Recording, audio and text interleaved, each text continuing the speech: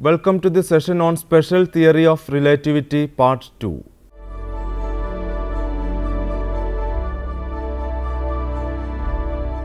From the negative result of the Michelson-Morley experiment, Einstein reasoned that there was no need of absolute frame of reference and that velocity of light is the same in all directions in all the frames in space. He had the boldness to break away all the traditional concepts of space-time. In 1905, he announced his revolutionary ideas about the space and time, which is known as special theory of relativity, as it applicable to particles moving with velocities comparable to that velocity of light. Lorentz transformations. The equations relating the coordinates of an event in an inertial frame S and another frame S dash are called Lorentz transformation equation and are based on the postulates of special theory of relativity. These equations were first obtained by Lorentz.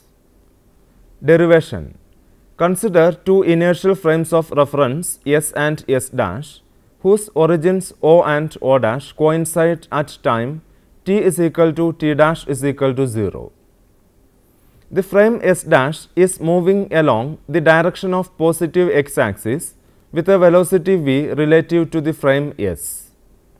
Let a light pulse or a wavefront be emitted when the origins O and O dash coincide.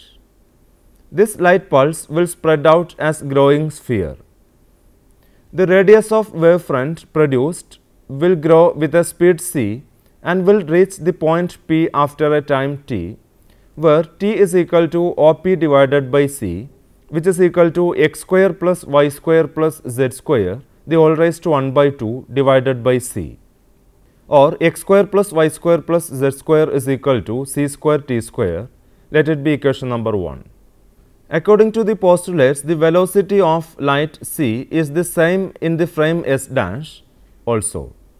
If t dash is the time taken to travel the distance O dash p, then t dash is equal to O dash p divided by c, which is equal to x dash square plus y dash square plus z dash square, the whole raised to 1 by 2 divided by c, or x dash square plus y dash square plus z dash square is equal to c square t square. Let it be equation number 2.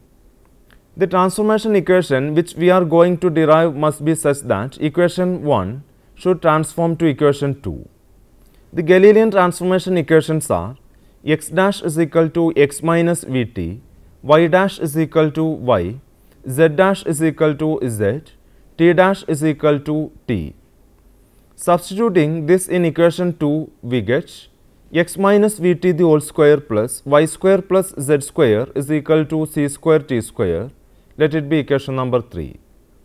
X square minus 2x vt plus v square t square plus y square plus z square is equal to c square t square. Let it be equation number 4. This equation differs from the equation 1 as it contains the term minus 2x vt plus v square t square. This means Galilean transformation equation cannot be used here.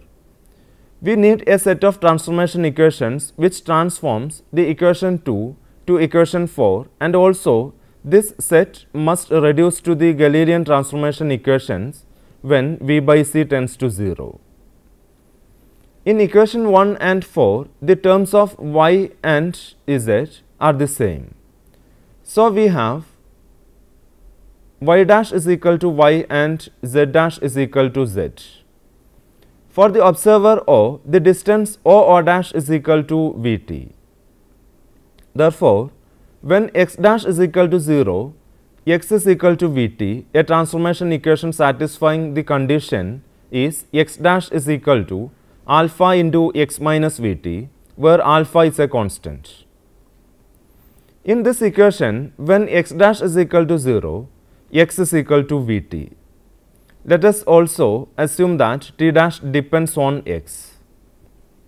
The transformation equation for t dash may be written as t dash is equal to alpha dash into t plus fx, where alpha dash and f are constants. Substituting the values of x dash, y dash, z dash, t dash in equation 2, we get alpha square into x minus vt the whole square plus y square plus z square is equal to c square into alpha dash square into t plus fx the whole square. Alpha square into x square minus 2vxt plus v square t square plus y square plus z square is equal to c square alpha dash square into t square plus 2t fx plus f square x square. X square into alpha square minus f square alpha dash square c square minus 2xt into alpha square v plus f c square alpha dash square plus y square plus z square is equal to alpha dash square minus alpha square v square divided by c square into c square t. Let it be equation number 5. Equations 1 and 5 must be identical. Comparing the coefficients of x square, y square and z square, in these two equations we get alpha square minus f square alpha dash square c square is equal to 1, alpha square v plus f square c square alpha dash square is equal to 0, alpha dash square is equal to alpha square v square by c square is equal to 1.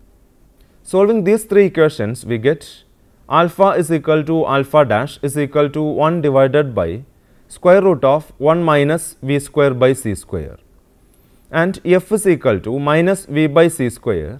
X dash is equal to alpha into x minus vt, which is equal to x minus vt divided by square root of 1 minus v square by c square.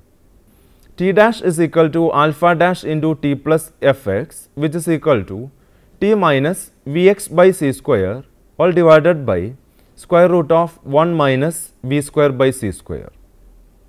The Lorentz transformation equations which are in agreement with the invariance of velocity of light c are x dash is equal to x minus vt all divided by square root of 1 minus v square by c square, y dash is equal to y, z dash is equal to z, t dash is equal to t minus vx by c square all divided by square root of 1 minus v square by c square.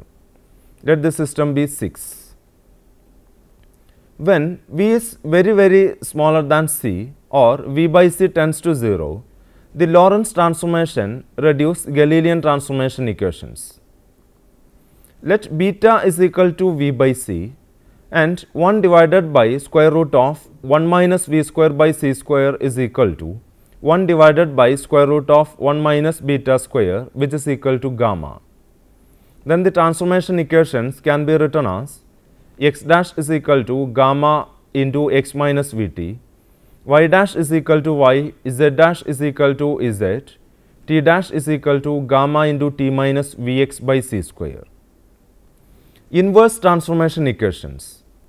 For the observer at O dash in the frame S dash, the frame S will appear to move in the negative x direction with a velocity v. Equation obtained by interchanging the coordinates and by changing v to minus v in equation 6 are called inverse transformation equations. They are x is equal to x dash plus vt dash divided by square root of 1 minus v square by c square, y is equal to y dash, z is equal to z dash and t is equal to t dash plus vx dash by c square all divided by square root of 1 minus v square by c square. To show that when v is very smaller than c, the Lorentz transformations equation reduced to Galilean transformation equations. When v is very smaller than c, v by c tends to 0. Then 1 minus v square by c square is equal to 1. X dash is equal to x minus vt divided by square root of 1 minus 0, which is equal to x minus vt. Y dash is equal to y, z dash is equal to z, t dash is equal to t minus 0 all divided by square root of 1 minus 0, which is equal to t. Hence, Lorentz transformation equations reduce to Galilean transformation equations when v is very smaller than c. Consequences of Lorentz transformation. Length contraction. The shortest distance between the two ends of a body is called its length. When the length of a body is measured with respect to an observer, the position of the two endpoints must be measured simultaneously. Proper length. The length of an object measured by an observer at rest with respect to the object is called the proper length, denoted by L0. Consider two inertial frames S and S dash whose origins O and O dash coincide at time t is equal to 0. The frame S dash is moving with the uniform speed v with respect to the frame S along the positive x-axis. The rod is at rest with respect to the frame S dash. The observer in S dash measures the position coordinates of the rod x1 dash and x2 dash. The proper length of the rod is L0 is equal to x2 dash minus x1 dash. The coordinates of the rod as measured by the observer in the frame S are x1 and x2, and the observed length of the rod is L is equal to x2 minus x1.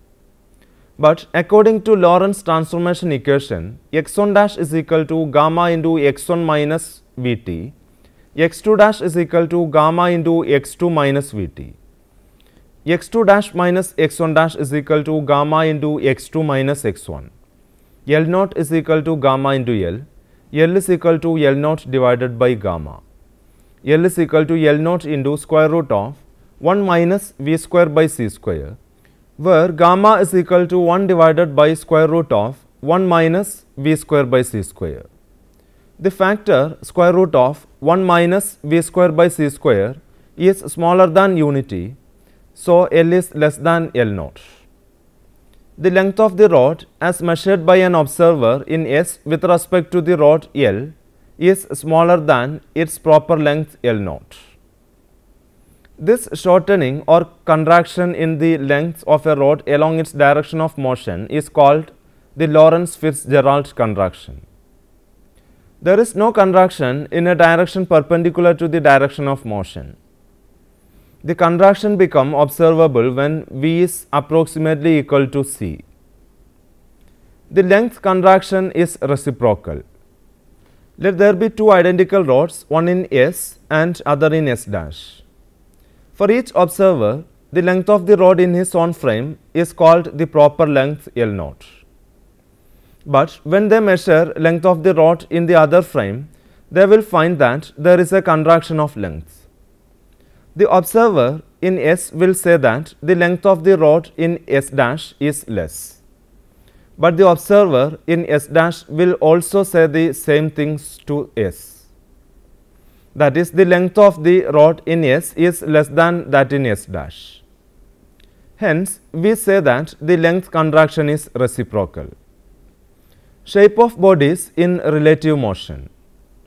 For an observer at rest, suppose the shape of a figure is square, but for an observer in motion, it will appear as the rectangle, as in figure 3. Similarly, for an observer in motion, a circle will appear as an ellipse, as in figure 4. If the shape of an object is spherical for an observer at rest, then it will be an oblate spheroid for an observer in motion. If V0 is the proper volume of a body, when the volume as measured by an observer in motion is V is equal to V0 into square root of 1 minus V square by C square. Problem. A meter scale is moving along its length with a velocity 0.7 c. What will be its length as it appears to an observer A on the earth and B moving with the scale itself? Answer. Proper length of the rod L0 is equal to 1 meter. A. The scale is in motion with respect to an observer on the surface of the earth, and let L be the length measured by him. Then L is equal to L0 into square root of 1 minus V square by C square. V is equal to 0.7 c, which is equal to 1 into square root of 1 minus 0.7 c square divided by C square, which is equal to 0.71 meter. B. For an observer moving with the scale itself, the length of the meter scale is 1 meter. Time dilation. The apparent lengthening of the time interval due to relative motion is called time dilation. For an observer, a clock appears to run slower when in motion than when the clock is at rest with respect to him. Proper time. The time interval between two events measured in the frame in which the two events occur at the same place is called proper time interval. Consider two inertial frames S and S dash whose origins O and O dash coincide at time t is equal to 0. The frame S dash is moving with a form speed v with respect to the frame S along the positive x-axis. Let two events occur in the frame S dash and the time as measured by a clock at rest relative to S dash be t1 dash and t2 dash. The time interval is equal to delta t naught, which is equal to t2 dash minus t1 dash. Delta t naught is the proper time, which is the time as measured by a clock at rest with respect to an observer. Let t1 and t2 be the times of the same event as measured by a clock at rest in frame S. Then the time interval delta t is equal to t2 minus t1. From inverse Lorentz transformation we have t1 is equal to gamma into t1 dash plus vx dash by c square, t2 is equal to gamma into t2 dash plus vx dash by c square. T2 minus T1 is equal to gamma into T2 dash minus T1 dash. Delta T is equal to gamma into delta T naught.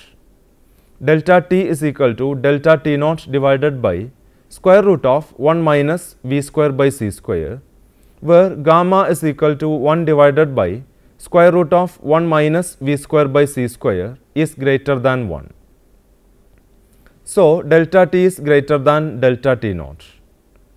The time interval between two events at a given point in the frame S is longer than the time interval in the frame S dash. That is, a stationary clock measures a longer time interval between events taking place in a moving frame than the interval measured by a clock in the moving frame. This effect is called time dilation. In short, we can say a moving clock appears to go slow. Twin paradox. Let us think of two exactly identical twins. If one of the twins go to a long space journey at a high speed in a rocket and the other one stays behind on the earth, then the former one, when he returns back to the earth, will be younger than the twin who stayed back on the earth. Illustration of length contraction and time dilation.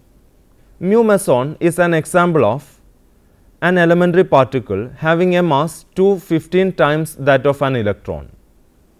They are produced in the upper atmosphere by the collision of cosmic rays with air molecules. Most of the mu meson travel with a velocity of 0.998 c. They have a lifetime of 2.2 into 10 raised to minus 6 seconds. After this lifetime, mu meson decay into an electron and two neutrinos. The distance through which a mu meson can travel during a time with 2.2 into 10 raised to minus 6 second, a velocity 0.998 c is S is equal to 0.998 c into 2.2 into 10 raised to minus 6, which is equal to 658.68 meter. This means mu meson could be seen only at a distance 600 meter from the place of production, but they are found even at a distance of about 10 km below the spot where they are produced. This can be explained using the principle of length contraction or time dilation. The distance travelled by the mu meson is 600 km with respect to an observer in its frame. The same distance measured by an observer on the surface of the earth is L naught, where L naught is equal to L divided by square root of 1 minus V square by C square, which is equal to 658.68 divided by square root of 1 minus 0.998 c divided by c the whole square, which is equal to 10.42 kilometer. Hence, mesons can be seen at a distance of about 10.42 km below its place of production. Let us explain the same phenomena using time dilation. The lifetime of the mu meson can be taken as proper time delta t. Then delta t is equal to delta t naught divided by square root of 1 minus v square by c square, which is equal to 2.2 into 10 raised to minus 6 divided by square root of 1 minus 0.998 c divided by c the whole square, which is equal to 3.48 into 10 raised to minus 6 second. The distance travelled by the mu meson during the interval delta t is s is equal to 0.998 c into 3.48 into 10 raised to minus 6, which is equal to 10.42 km. Hence, according to the principle of dilation, also the mu meson can be seen at a place 10.42 km below the place of production. Verification of time dilation. To verify time dilation, pi plus mesons were used. Pi plus mesons or pions are positively charged particles having mass 273 times that of an electron. The mean life of a pion in a frame in which it is at rest is 2.5 into 10 raised to minus 8 seconds. After this time, pions decay into a mu plus meson and a neutrino. In the laboratory frame, the pions travel with a velocity 0.9 c and the expected lifetime is delta t is equal to 2.5 into 10 raised to minus 8 divided by square root of 1 minus 0.9 c divided by c the whole square, which is equal to 5.7 into 10 raised to minus 8 second. This means relativistically the pions must travel a distance 57 into 10 raised to minus 8 into 0.9 c. But non-relativistically the pions should travel a distance 2.8 into 10 raised to minus 8 into 0.9 c only. Experiment was conducted to measure the proper lifetime of pions delta t naught and dilated time delta t. From the target T, carbon or beryllium ribbon, pions can be obtained if it is bombarded with protons. These pions are made into a narrow beam by passing through a collimate slit S. The pions decay into mesons and neutrinos. These mesons are detected by the detector D. The number of mesons detected by D is proportional to the number of points present in the beam close to the detector. By keeping the detector at different places, the dilated time delta t can be found at the equation n is equal to n naught into e raised to minus x by v into delta t, where n naught is the initial number of pions, n is the number of particles left unchanged after a time t. The time t is equal to x by v, where x is the distance travelled by the particle in a time t with a velocity v. To find the proper time delta t naught, the pions are brought to rest by keeping a thick solid slab. The time interval elapsed between the entering of the pions in the solid slab and the emerging of the muons from it is noted electronically. It is found that delta t is equal to delta t naught divided by square root of 1 minus v square by c square. This verifies time dilation. Intervals, space-like and time-like. In an inertial frame S, let the coordinates of two events taking place at time t and t plus delta t be x, y, z and x plus delta x, y plus delta y, z plus delta z respectively. In the frame S dash, let the corresponding coordinates be x dash, y dash, z dash and x dash plus delta x dash, y dash plus delta y dash, z dash plus delta z dash. According to the Galilean transformations, the coordinates are related as delta x is equal to delta x dash plus v into delta t dash, delta y is equal to delta y dash, delta z is equal to delta z dash and delta t is equal to delta t dash. Let it be equation number 1. The time is absolute with respect to the observer. So, the temporal intervals between the two events is invariant. When delta t is equal to delta t dash is equal to 0, delta x square plus delta y square plus delta z square is equal to delta x dash square plus delta y dash square plus delta z dash square. Let it be equation number 2. Equation 2 shows that the distance between two points measured at the same time is also invariant. That is, the lengths are invariant in Galilean transformation. Let us consider the Lorentz transformation. Delta x is equal to gamma into delta x dash plus v delta t dash, delta y is equal to delta y dash, delta z is equal to delta z dash, delta t is equal to gamma into delta t dash plus v by c square into delta x. The spatial interval between two events is given by delta x square plus delta y square plus delta z square is equal to gamma square into delta x dash square plus 2v delta x dash delta t dash plus v square delta t dash square plus delta y dash square plus delta z dash square. In this case, even if delta t dash is equal to 0, delta x square plus delta y square plus delta z square is not equal to delta x dash square plus delta y dash square plus delta z dash square. So, the spatial interval is not invariant under Lorentz transformation. Let us find the transformation for the interval between events delta s.